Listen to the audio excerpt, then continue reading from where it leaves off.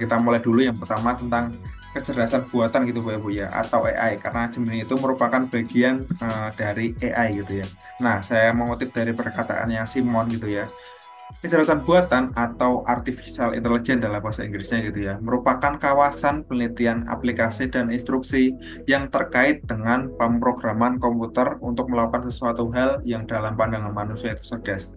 Jadi instruksi atau program gitu ya, program komputer gitu ya, yang melakukan hal-hal yang kalau kita pandang itu cerdas ya.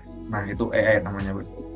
Nah, lebih jelasnya, AI itu secara umum gitu ya, merupakan ilmu yang mengajarkan mesin untuk meniru perilaku cerdas manusia seperti mengenali pola, terus menjawab sesuatu, terus mempelajari sesuatu. Nah, itu kan perilaku cerdas manusia ya. Nah, eh, AI itu ilmu yang mengajarkan mesin untuk bisa meniru itu gitu ya. Sistem AI diajarkan dan dilatih menggunakan program komputer yang belajar dan beradaptasi gitu. Jadi kedepannya AI itu juga belajar dan beradaptasi langsung dengan kita gitu ya. Ya komputer yang program yang selalu belajar gitu ya. Ada data masuk dia dipelajari, ada data masuk dia dipelajari gitu dan selalu beradaptasi gitu. Nah, AI sendiri sebenarnya sudah sering ada di kehidupan kita sehari-hari Bapak Ibu ya. Contohnya yang paling sering mungkin ya email gitu ya Bapak Ibu ya.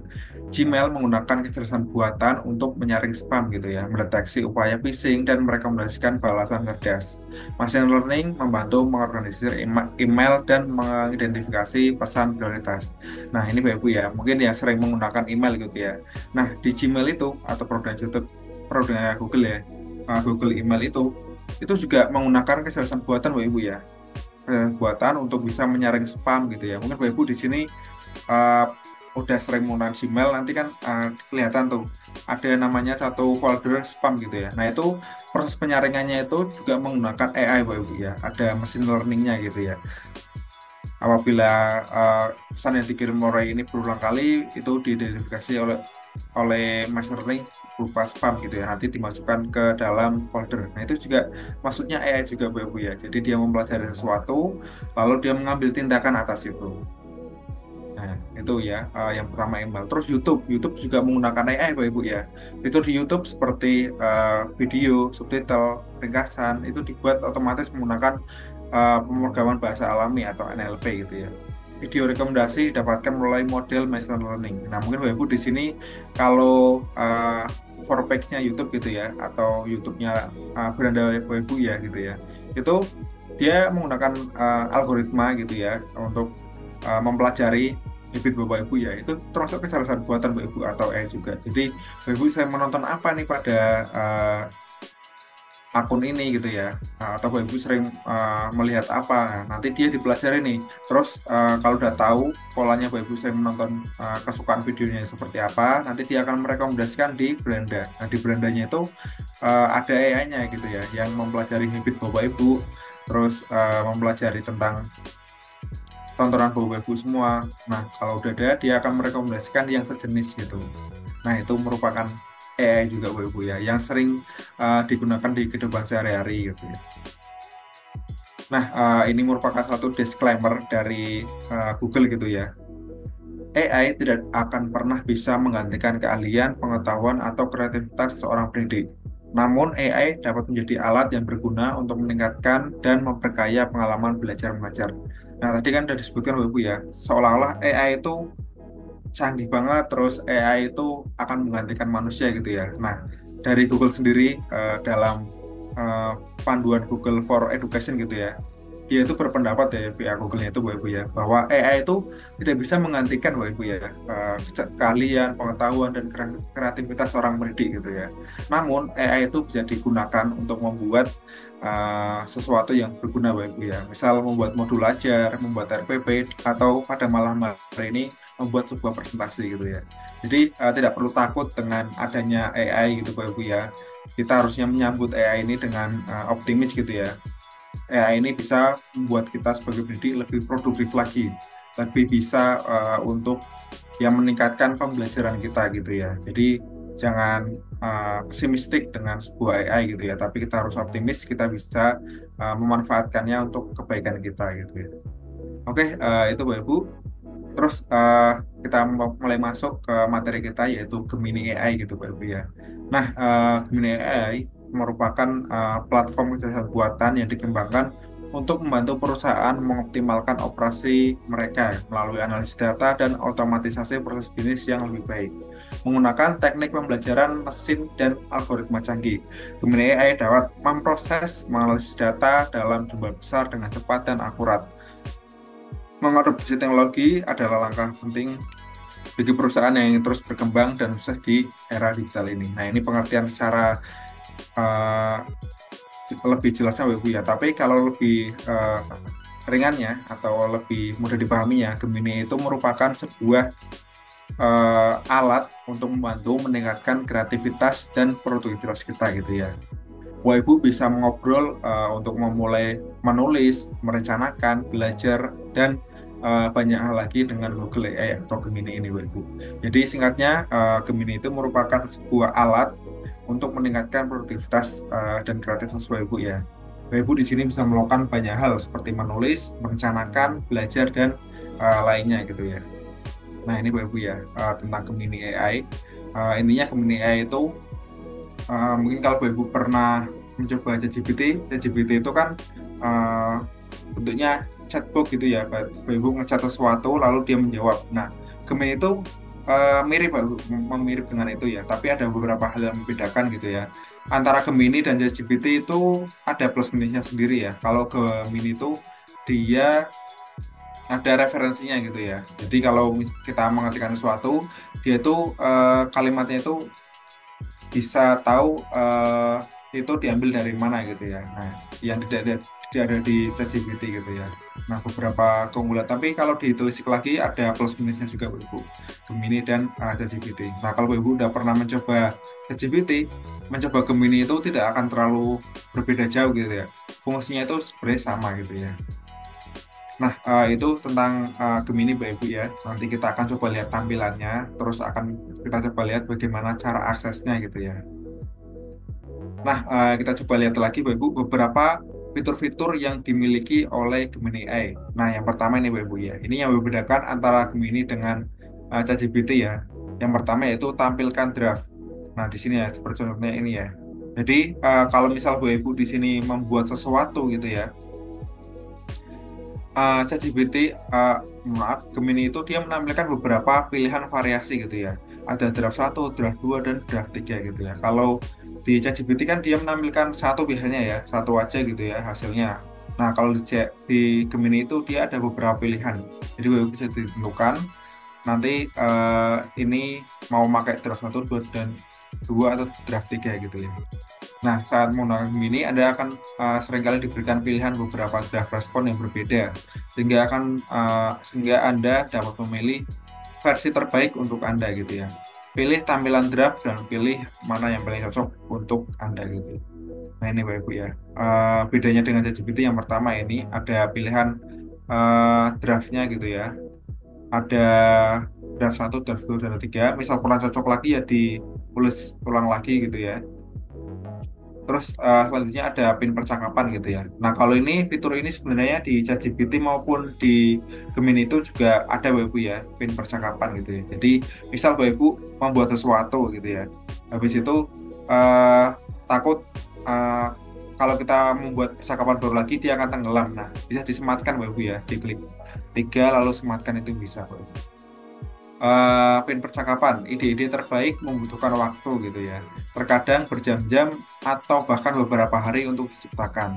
Simpan percakapan Anda dan pin percakapan yang paling krusial untuk menjaga alur proses kreatif Anda tetap lancar gitu ya. Nah, Ibu misal udah melakukan beberapa mengisi beberapa prompt gitu ya, instruksi ya. Nah, misal udah nemu yang cocok, terus takut hilang ya, dipin saja Ibu ya, pakai yang namanya fitur pin percakapan. Jadi kita akan coba lihat fitur ini Ibu. Terus yang selanjutnya ada fitur ekspor jawaban. Nah, ini yang berbeda dari ChatGPT Ibu ya. Karena Gemini itu merupakan produk dari Google, maka dia itu tersinkron juga dengan produk-produk Google, misal Gmail, terus Google Doc, terus Spreadsheet. Nah, itu juga ada gitu, ada Gemini-nya gitu ya. Kalau di ChatGPT kan dia produk tunggal ya. Nah, kalau di Gemini dia bisa dikolaborasikan dengan hal lainnya gitu ya. Karena produk Google, jadi Google Workspace gitu ya. Seperti Gmail, uh, Spreadsheet, uh, Drive, Google Doc gitu itu bisa dikolaborasikan gitu. Nah, ekspor jawaban ini setelah Bapak Ibu mendapatkan jawaban, Bapak Ibu bisa membagikannya kepada orang lain. Klik tombol bagikan dan ekspor untuk menyalin respon Anda dari Gemini langsung ke Gmail, Google Dokumen, atau spreadsheet Anda, atau sebagai tautan yang dapat dibagikan gitu, Pak. Nah, ini merupakan fitur yang salah satu yang diunggulkan gitu, Pak Ibu ya. Dia dapat mengekspor jawabannya dari hasil yang Pak Ibu buat atau Bapak Ibu promnya hasilkan gitu ya. Terus yang selanjutnya ada edit prompt gitu ya. Nah, di sini ya. Nanti kalau Bapak Ibu sudah memasukkan kata-kata atau perintah gitu ya, itu juga bisa diedit ulang Bapak Ibu ya. Jika Anda ingin merevisi prompt Anda ke Gemini, Anda dapat mengeditnya dan Gemini akan menghasilkan kembali tanggapannya.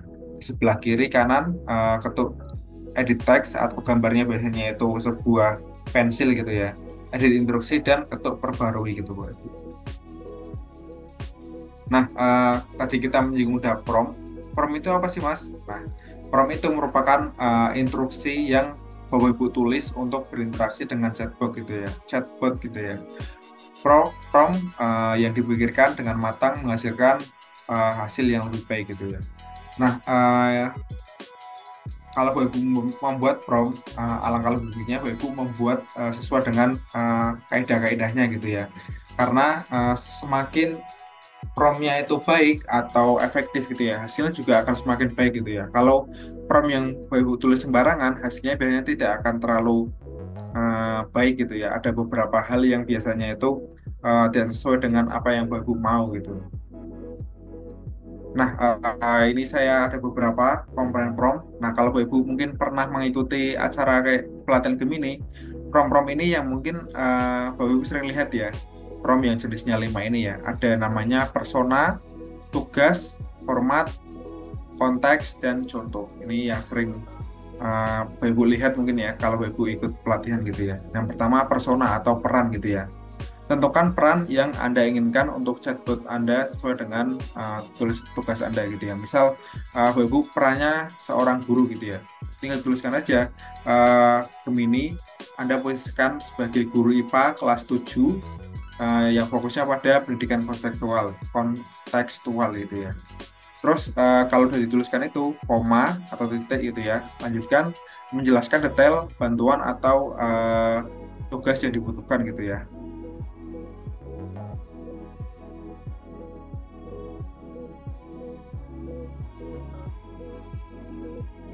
Nah, misal Bapak Ibu sudah membuat nih, Anda sebagai seorang guru IPA kelas 7 SMP yang fokus pada pendidikan konseptual. Terus tugasnya buatlah 2 kegiatan diskusi kelas yang sangat menarik untuk proyek kurikulum tentang pengurangan limbah makanan.